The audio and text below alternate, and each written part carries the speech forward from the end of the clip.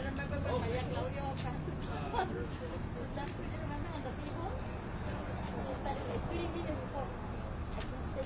Yeah. And we're cleaning the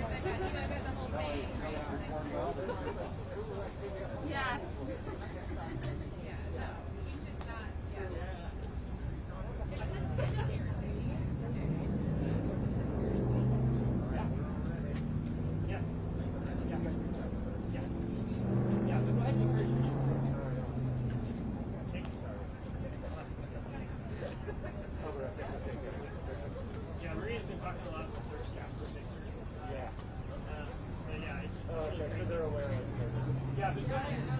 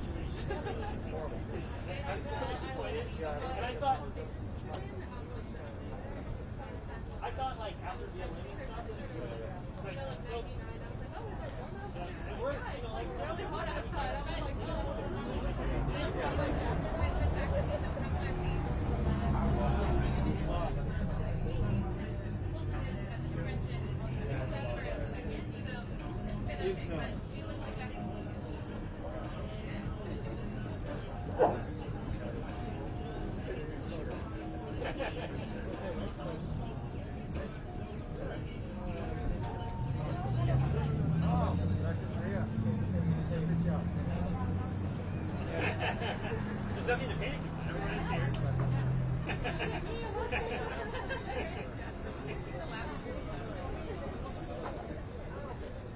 Stick a couple minutes here, folks. Are you doing what thing? Is it the one that they advertise on?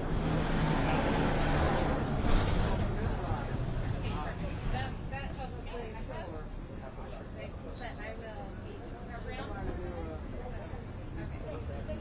will be around.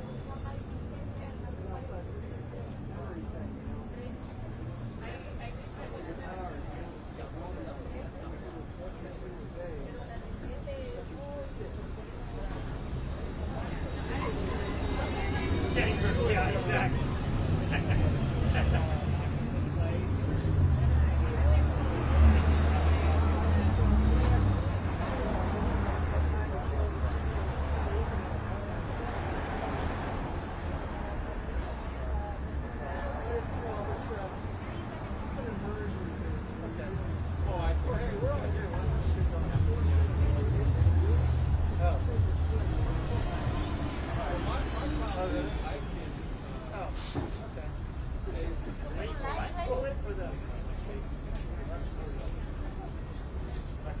All right, everybody, ready to go? Anybody need a white screen? We're good? Cool? Mr. Feely is ignoring us. All right, perfect. Happy to introduce Mayor San Liccardo, that you guys are all coming today. Go ahead and get started in just a sec. You're welcome.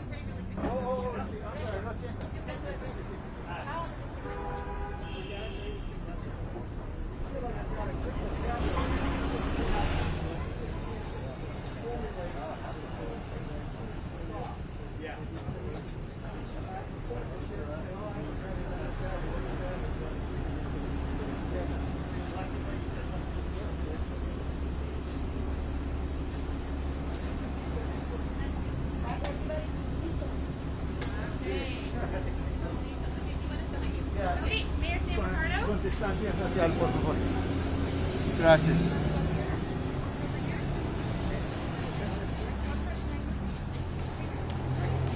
Sí, a ver. Sí, con distancias. Gracias a todos. Thank you and good morning. It's good to be with all of you. Thank you for joining us.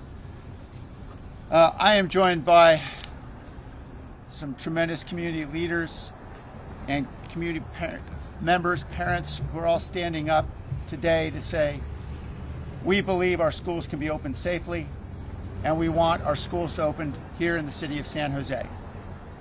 I am joined by several community leaders who will be speaking shortly. Dr. Angela Bymaster, who actually runs a clinic just about 1.5 miles south of here in the Washington Guadalupe neighborhood. That is called Healing Grove Health Center. You'll also hear from Maria Marcelo, who is the engagement director, who will also be speaking. Crescenciano Mendoza, lo siento, señor Mendoza, who is a parent, who will be talking about the extraordinary challenges that our parents face, particularly in the most affected, impacted communities in our city. Sofia Santos, oh, I'm sorry, forgive me.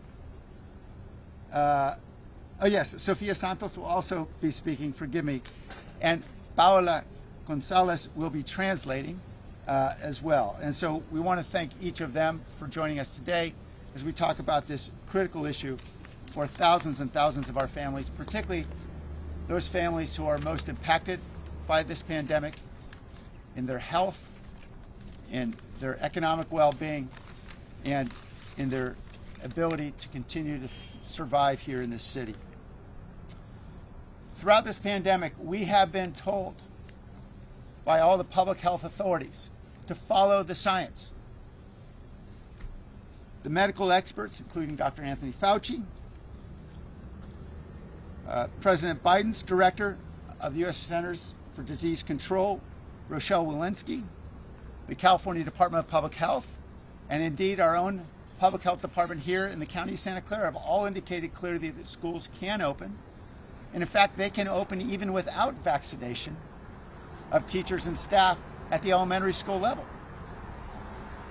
We are not even insisting that that happen, although certainly the science supports that, because research conducted internationally and throughout the country continues to demonstrate that infection levels are dramatically lower among children under 10 and among adults who are maybe daycare providers or teachers in many of those schools serving young children. Unfortunately, the science has not guided our decisions here in the state of California around the reopening of schools. Our schools remain closed. In many cases, too many students have been abandoned. It's politics, however, that has opened our card clubs, our marijuana dispensaries, and our bars. We must do better. And I agree strongly with the sentiment of our governor, Gavin Newsom, that we can do better. And I know he's pushing hard to accelerate vaccinations and do everything he can to try to get a deal done in Sacramento so that we can get our schools open. But we do not have to wait for Sacramento. We can act here locally. We have the ability now, and the county has indicated that teachers can become vaccinated as soon as the 28th of February. And we are calling for the school districts to partner with the county to accelerate vaccinations of elementary school teachers and staff so that we can get our schools open. And I am urging that we follow 3 particular principles. First, let's start where it's safest, and that is with our elementary schools. The science clearly supports that, and we can start vaccinating teachers and staff at each of those elementary schools.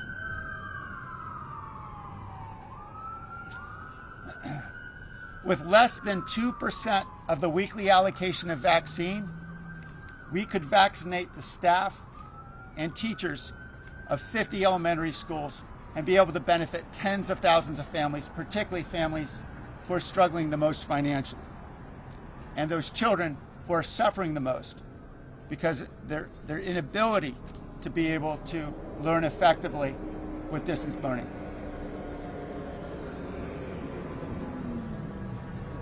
I'll just allow the emergency vehicles to pass. Second, I would urge that we focus on equity, ensuring that the elementary schools that are serving our poorest families are open first, because we know that children of color and children coming from families that are least affluent are the ones who are harmed the most with distance learning in closed schools. And third, I would urge that we avoid putting anyone at risk unwillingly. Those teachers who have pre-existing conditions certainly can continue to teach remotely. Those parents who do not feel comfortable sending their children to school can certainly continue distance learning. But let's ensure the children who need to get into the classroom can do so. I believe we can do all of those things because we're seeing it happening in communities throughout the country.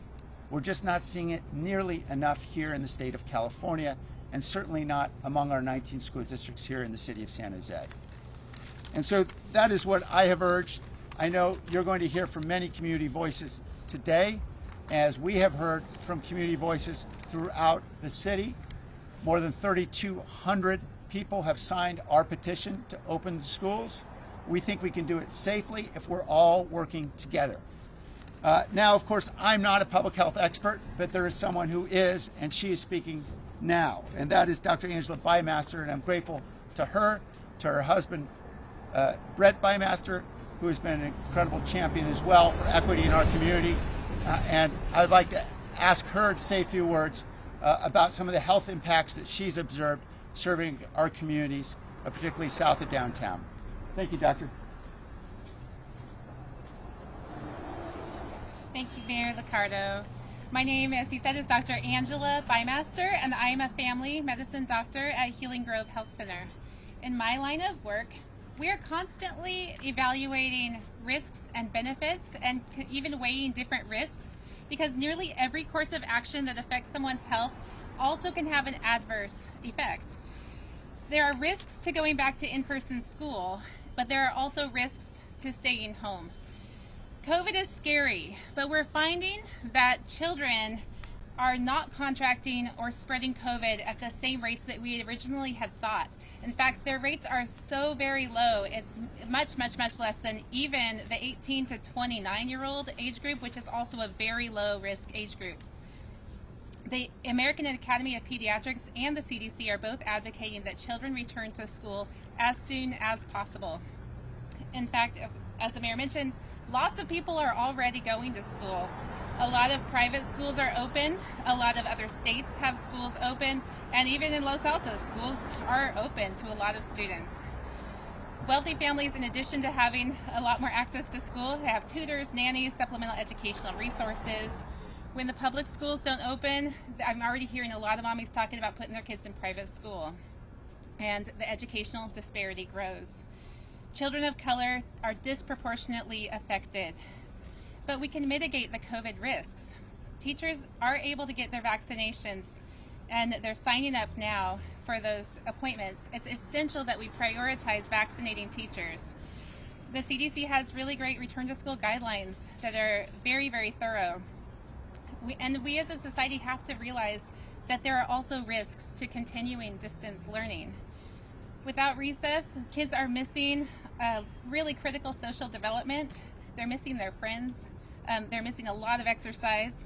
Without in-person instruction with a teacher, a lot of shy students are not able to ask questions. Students who are behind and embarrassed to ask questions are not getting help that they need. A lot of kids are in distracting households with babies and all kinds of things going on, and they're missing out on education. And kids with neurodiversity, like ADHD, are struggling. And not to mention those who have trouble with accessing the internet.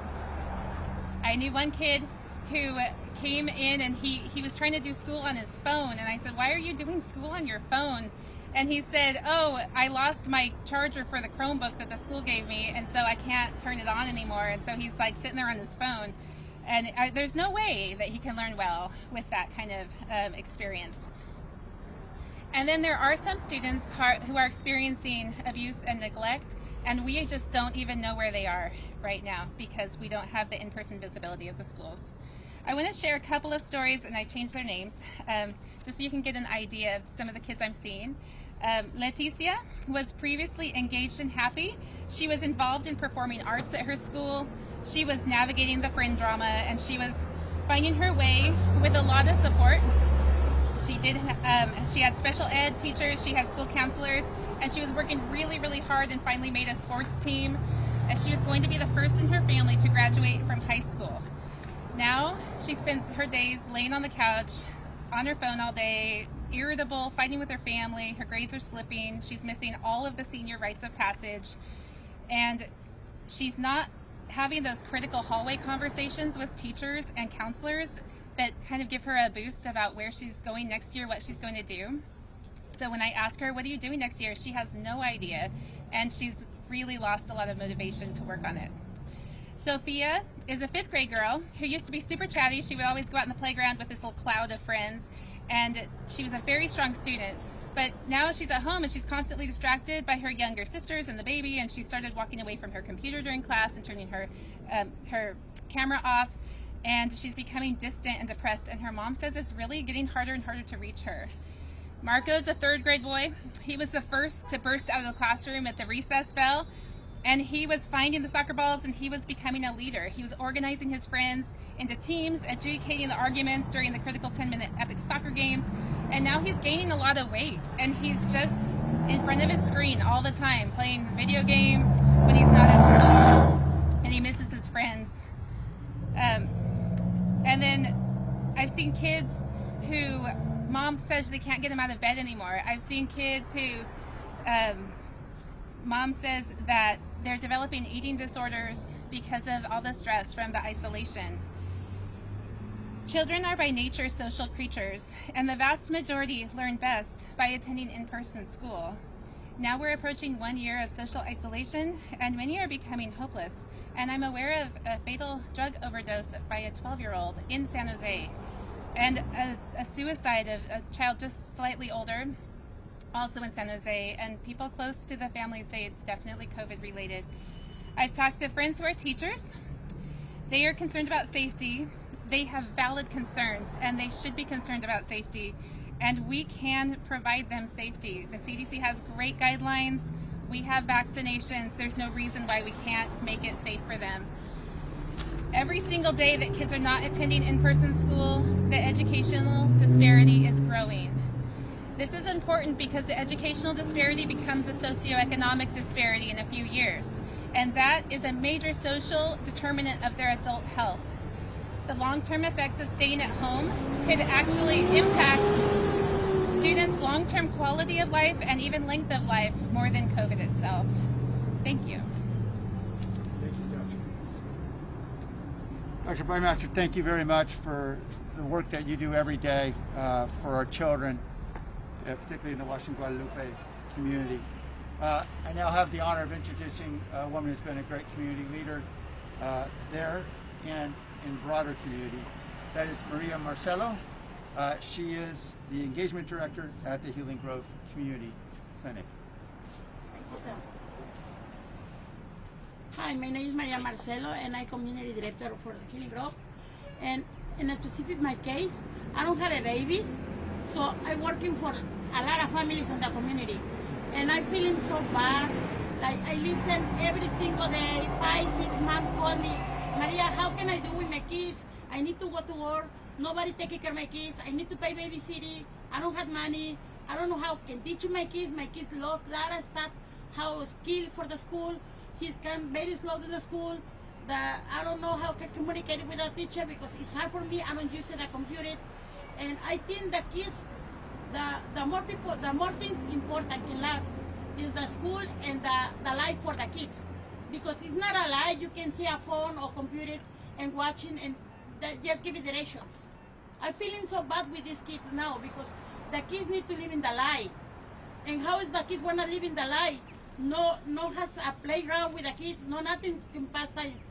So it's very important to remember, not only the education, so the life for the kids is very important. And it's very important to combat lie again. Open the school, try to work in, I know it's not safety, the whole staff, I know. So I know it's everybody wanna be sick. Need to work careful, responsibly, wash your hands, use the mascarilla.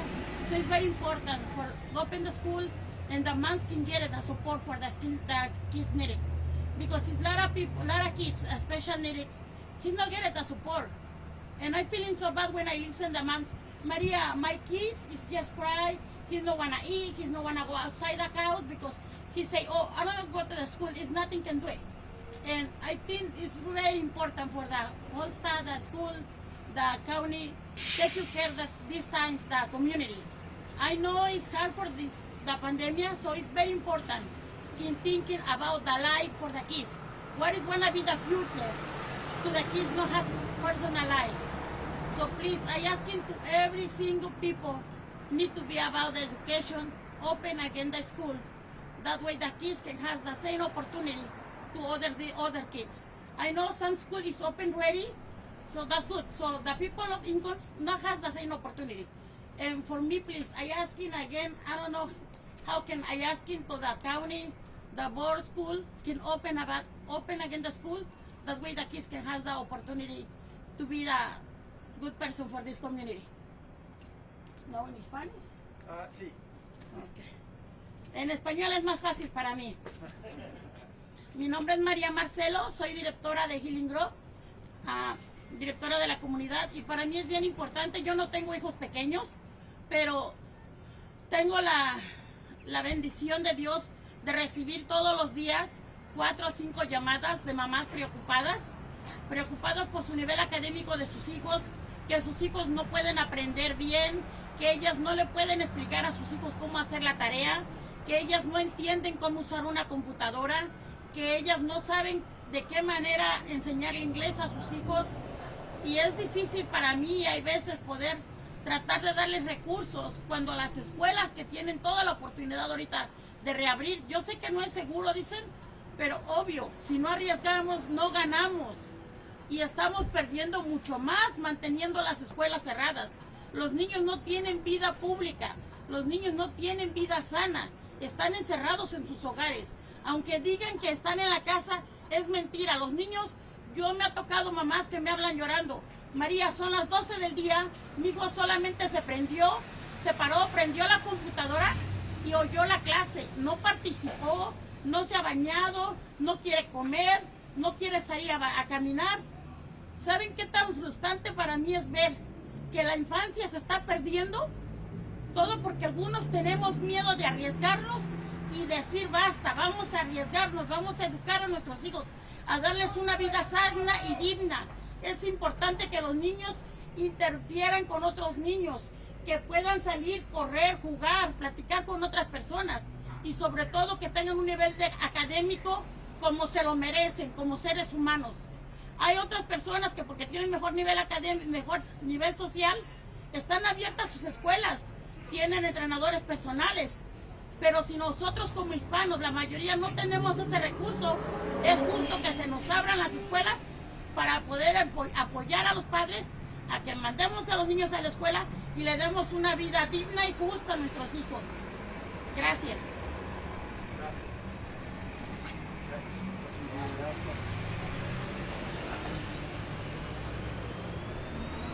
Sorry for the noise. Okay. Gracias, María, por su liderazgo. Y tenemos ahora dos padres de nuestra comunidad. I'm sorry, we have two parents from our community. And first is Crescenciano Mendoza. And I want to thank Crescenciano for being here. Thank you, sir. Gracias. Thank you, Mr. Sam. Antes que todo, buenos días, buenas tardes. Quiero empezar en este día. Mi nombre es Crescenciano Mendoza. Soy padre de familia, niños y niñas.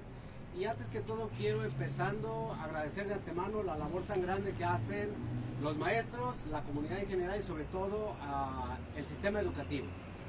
Todos los directores de las escuelas hacen una labor muy grande, pero para mí en lo personal es muy difícil y sobre todo asimilar y ver, por ejemplo, que la educación de nuestros niños se está quedando rezagada. La educación en la casa no es la mejor, la educación en la escuela es mucho mejor. En estos momentos estamos a un año de esta pandemia tan grande que nos está azotando, pero realmente vemos cuánto estamos perdiendo en la educación de nuestros hijos, pero no solo en la educación, estamos perdiendo en las habilidades de nuestros niños aplicando los valores más esenciales. Por ejemplo, en la actividad física estamos perdiendo mucho. Nuestros niños en la casa están en la computadora, pero atienden el 10%. Están en la computadora y están comiendo. Están en la computadora durante el tiempo que dura, están en el sofá, están en la cama, están en el comedor y todo el tiempo están comiendo. Y si traducimos eso en la actividad física, es nula. ¿Qué nos está ganando en este sentido? La obesidad, uno de los aspectos más difíciles, más importantes. Pero la educación se está rezagando a este nivel y los demás puntos negativos nos están ganando. Cuando debemos estar a un sistema, a un nivel equitativo en todos los sentidos. Por eso estamos pidiendo de la manera más atenta a nuestras autoridades educativas, al Council de la ciudad, que nos apoyen, sobre todo para la mejor educación de nuestros niños. Sabemos que trabajamos conjuntamente los maestros, los padres de familia, para trabajar en conjunto. Nuestros niños están perdiendo la regla más básica de relaciones humanas. Building relationships. No están actuando ni siquiera como seres sociales. Están actuando como seres independientes.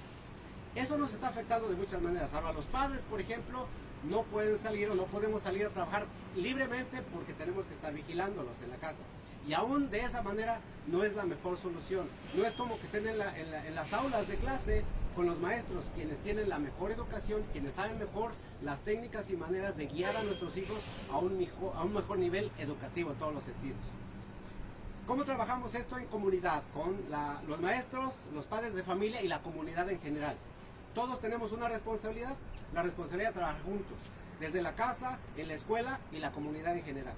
Por eso, de nueva cuenta, estamos pidiendo de la manera más atenta que los padres nos apoyemos para pedir a nuestras autoridades educativas que reabran las escuelas, porque la mejor educación se da en nuestras escuelas, no en la casa. En la casa se toman los elementos más básicos de lo que son los valores, pero la educación en general y la educación válida real se adquiere mejor en las escuelas. Y justamente por eso estamos aquí.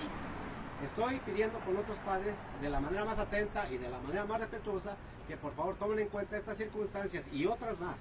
Sabemos que la pandemia nos está azotando fuerte, pero también sabemos que o salimos a trabajar o nos quedamos que nos pegue COVID y de cualquier manera, en alguno de los dos sentidos nos vamos a morir. Entonces tenemos que asumir riesgos. Y los riesgos son tener mucha fe. Obviamente, una de las organizaciones más grandes que me ha tocado, por ejemplo, Healing Grove, está trabajando mucho, muy duro para que esto suceda. No solo en el sistema educativo, sino en cómo ayudar a la comunidad en todos los aspectos generales. Pero sí es muy importante que tomemos en consideración eso, sobre todo, y nuestra petición que se haga con voz pública. Agradeciendo de antemano también a los medios que están aquí para apoyar esa petición. Y es todo, muchas gracias. Ahora lo voy a decir en inglés. Before starting, I want to say very thankful to our Board of Education, all the teachers, all the principals, and the parents. Because we know it's really hard. We have a really hard time in this pandemic time. But we have to see what's the best way to find out the best education for our kids. The best education is not staying at home. The best education has to be on the schools with the teacher, guide them with the best way. We are responsible at home to getting values like respect and discipline, and apply at school, and then in making relationships, building relationships with each other, with the students, with the teachers, with the other parents. Now, we are losing a lot of education at this time, 1 year old, because we know the obesity is getting up. Losing activity for the kids is getting up. Respectful is getting up. They are not focused at school, at home. At school, this is much better, not at home. But we are trying to help it as much as we can. But not all our parents will have availability on time, on different ways, to help them in the best way. Who knows the best way? Our teachers, at school, our principals, our Board of Education. That's why we are here. We have to put really strong, arm together. Together is working as a team, teacher, schools, a Board of Education, and parents, a community. But finding the best way to getting them and reaching the best education, excellence of education. That's why we are here. And again, one more time, thank you for being here, and all the media either, and all the parents, all the teachers supporting this petition. Because that's really, really very important. Thank you so much. Thank you. Thank you, Cristiano. Gracias. Y también tenemos una madre de nuestra comunidad, Sofía Santos. We have a mother also representing the community, Sofía Santos. She has 3 children, and I'm grateful that Sofía has taken the time to be here. Bienvenido, Sofía. Gracias. Gracias, buenas tardes. Mi nombre es Sofía Santos. Soy mamá de 3 niñas y pues mi preocupación en lo personal es pues la educación de mis hijas, y la educación en línea no es muy recomendable por la razón, en especial para los niños pequeños, porque no se enfocan, ellos no ven la escuela en línea como muy serio, como estar con la maestra así enfrente, así que se ponen a jugar y no están 100% enfocados en la escuela, y no es fácil pues ver eso para ellos, que se está atrasando un poco en la educación, que no está avanzando. Y como madre me gustaría que reabrieran las escuelas pues sería muy importante para que toda la comunidad, para que así puedan los niños ponerse al corriente a nivel académico.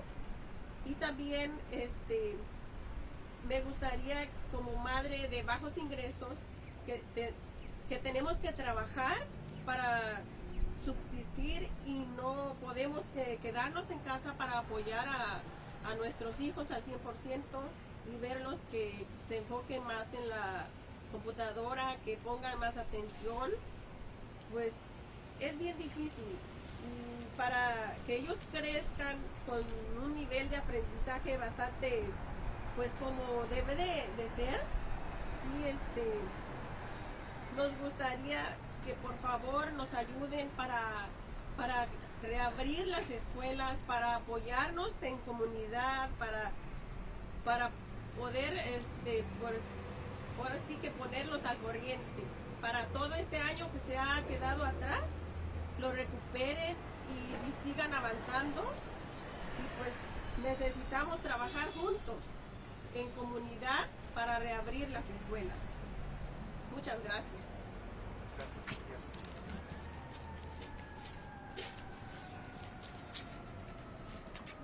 going to be translating for Sophia.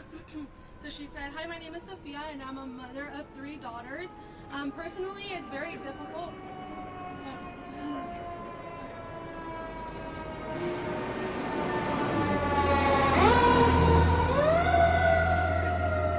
Personally, it's very difficult for my daughters to be having an online education, especially because I have small children. It is not easy for them to focus, and they're really losing their academic level. I'm very worried about this. As a mother, I would like for schools to reopen, as it is very important for not only me, but for also my community, that all our children are at the academic grade level. As a low-income mom, I have to work to provide for my family, and I can't provide as much help and support as families of greater income.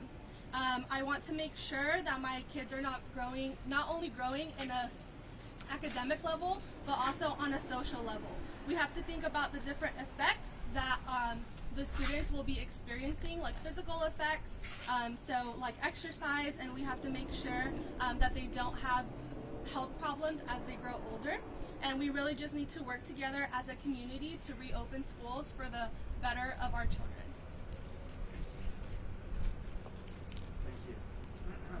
Thank you, Paula, for your help. Gracias, Sofía, por sus palabras. I'm really particularly grateful that Sofía and Crescenciano are here, because I think, as Dr. Bymaster put it very, very well, you know, it's understandable that teachers should be concerned about their safety. We want them to be safe, and all the staff at our schools should be safe, and we should be concerned about that. And the teachers' unions, we know, are doing all they can to protect our teachers, and they should. The problem is that our children don't have a union. And so we have the voices of Sofía and Crescenciano because they speak for their children, and they speak for all of our children, particularly children from low-income communities that are suffering the most. And so that is why we're urging the opening of schools at this time. We know it can be done safely. We've seen that happening throughout the country, and the studies certainly support that. We're happy to take any questions you might have, any of us who are here. Mayor, 2 questions. Yeah. One, Santa Clara County says it cannot vaccinate a teacher in San Jose, the teacher works in San Jose, but because of the cost of living, they have to live in Tracy, outside the area. They have to get those vaccinations at their residency, their county residence. And so that's a concern that a lot of people don't in. Second question, in Allen Rock, they tell me they need $9 million in infrastructure to follow CDC guidelines to be able to reopen. They say they don't have that money, and unless they have that money, they can't reopen. Yeah, so 2 issues. First, we've had some conversations with the county. I think there is certainly a willingness at the county level to work individually with schools to ensure that staffs and teachers can get vaccinated here. We are happy to continue those conversations, but we need the school districts to step up to the table to say this is what we need first. And to be able to say, if you can provide this, then we can open. We're simply not seeing enough of that right now. Secondly, there's no question there needs to be investment in schools to make schools safe. The science should guide us. I'm not the public health expert. The good news is there are plenty around who are telling us exactly how to do that. The governor has committed $2 billion to that effort. The legislature has stepped forward saying they're willing to commit another $4.6 billion to that effort. There are resources.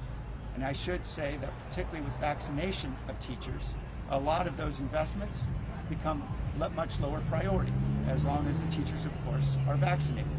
And we have that opportunity starting on February 28th. And so we're urging folks to come together now, because we think, and certainly the science shows, and what we're seeing throughout the country shows, that this can be done very safely. Mr. Mayor, I'm sure you're aware that San Francisco took the unprecedented step of suing the school district to force it to reopen. Is the city of San Jose planning to take any similar measures, or what's being done to talk to the districts to get them reopened? Yeah, I don't believe in suing the school districts. I certainly respect the decision of my friend Mayor London Breed and Dennis Herrera to do so, given whatever situation they're dealing with in their city. But I don't think lawsuits will resolve this. I also don't think they ever resolve fast enough. We need our children in school right away, and that litigation is going to take a very long time, and I think, as Mayor Breed indicated, it's not likely that schools in her city are going to be open before the fall, even with the litigation. And so I think we need to take a more collaborative approach. I would love to see the school district stepping up, working with the counties. I know that several superintendents I've spoken with are talking to their workforces now to see if they can engage in those conversations. We want to provide them essentially the political support to do that. Those are courageous conversations we know right now, because we know that there are some political stakeholders here who are pushing hard against it. So, Mayor, what do you think is a realistic timeline? I mean, if teachers are saying that they would like to be vaccinated before returning to the classroom, if that doesn't start until Sunday or Monday, if you got 2 doses, if that pushes us all the way through the month of March, I mean, is there a date on the calendar that you feel that we should circle, and that should be our goal to get these kids back in person? Yeah, I'm not the public health expert, and so I'll leave it to the public health experts to say exactly when that should be. But what we are seeing in data throughout the country, studies from Yale, Johns Hopkins, UCSF, what we're seeing consistently is that schools can be opened, elementary schools, and teachers and staff and children kept safe even without vaccination. And what we're urging is, let's accelerate vaccination. Let's target the vaccination, particularly for schools serving our lowest income communities, and get those schools open as soon as possible. So I guess the shorter answer is they could be opened much sooner, but there's no reason why with vaccination they couldn't be open next week. Do you think that school systems, school districts should be pushing to reopen even, perhaps prior to their staffs being vaccinated? I am not the expert. Dr. Anthony Fauci says yes, that can happen safely. Dr. Rochelle Walensky from the CDC says yes, that can happen safely. Our own county public health, our state Department of Public Health say yes, that can happen if it's done safely. So I would defer to them. John?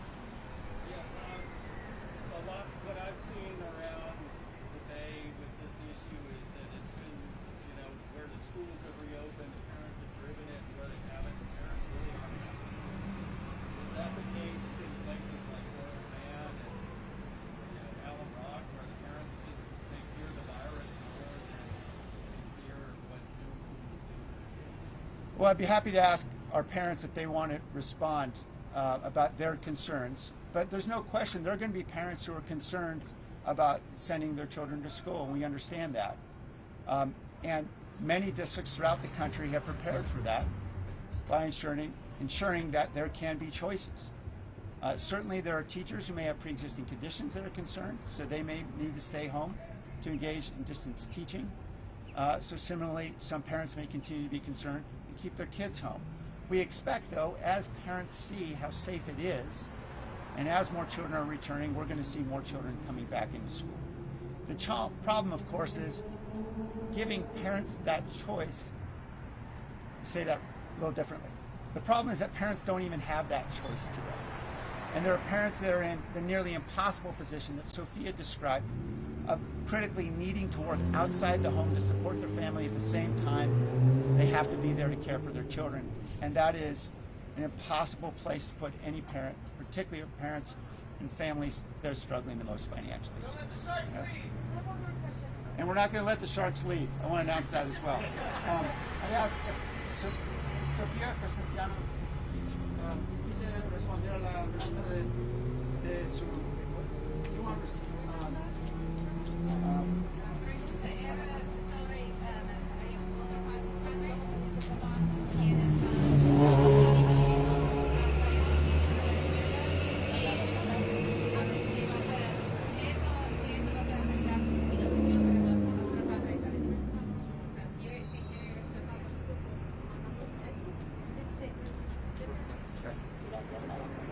Pues pienso que todos en general sí existe un poquito el miedo, pero los niños son muy fuertes, tienen unas defensas muy buenas para soportar el virus, y pienso que en lo personal a mi niña sí se enfermó, pero no fue nada grave de lo que le puede pasar a una persona adulta mayor.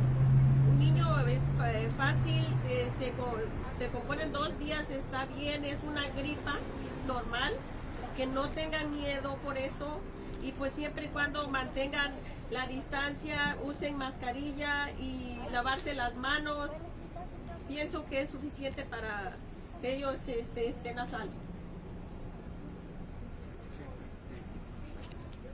She's saying that children are very resilient. Children are strong, stronger than the parents. So if they are exposed, it's very unlikely for them to have severe effects from the virus. As Dr. Andrew was saying, that they are less likely to get the virus and then transmit the virus. So that's what Sophia is saying, as long as the children are able to practice somewhat social distancing, wear their masks, wash their hands, CDC precautions. She doesn't see parents really struggling, but first they have to have that choice to go back to school. So, CDC, medical experts are saying it's safe to open schools even without teachers and kids being vaccinated. The city obviously wants the schools to open, parents. So, who can I ask why the schools are not open right now? Well, the nature of the political authority is very dispersed. In the city of San Jose, we have 19 school districts, 19 superintendents, and 19 school boards. And so ultimately the decisions are theirs about when and how to open. And in the state of California, we have more than 1,000 school districts. And so that is precisely the challenge, I think, that the governor's grappling with, is attempting to bring folks to some kind of solution that will enable us to move forward. I recognize how hard that is in a state as large as California. And so I feel that we can take matters in our own hands here locally. If school districts are willing to step up, working with the county to say, let's get our staff and teachers vaccinated right away, and then we can open up. Mayor, just boil it all down for us here. Boil it down if you can. What's the takeaway? There's so many different players here. Yeah. You mentioned politics. What's the one thing you think that could happen that could break the logjam?